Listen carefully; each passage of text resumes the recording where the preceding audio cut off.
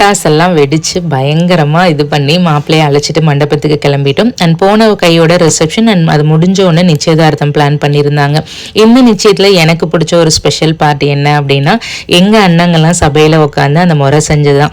Like என்னன்னா, எங்க சித்தப்பா வந்து பின்னாடி இருந்து கைட் பண்ணிட்டே இருந்தாங்க. அடுத்தடுத்து நீங்க தான் தம்பி எல்லாமே செஞ்சு பழகணும் அப்படின்னு சொல்லிட்டு அந்த பங்காளி முறை எப்படியெல்லாம் செய்யணும் அப்படிங்கறத வந்து என் தம்பிக்கு எங்க அண்ணாங்கெல்லாம் தானே பங்காளி முறையாகுது. ஸோ அவங்க தான் அதை செய்யணும்னு எங்க சித்தப்பா கைட் பண்ணிட்டே இருந்தாரு.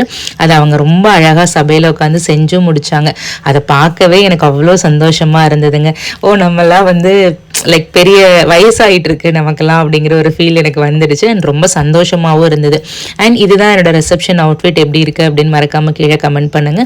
அண்ட் நானும் நாத்தனார் முறையில் என்ன செய்யணுமோ அந்த ரிச்சுவல்ஸ்லாம் செஞ்சு முடிச்சுட்டு வந்தாச்சு. அண்ட் இந்த சாரீ வந்து வரலட்சுமி நோம்புக்கு அம்பாளுக்கு நம்ம கட்டியிருந்தது தான். வீடியோ பிடிச்சிருந்தா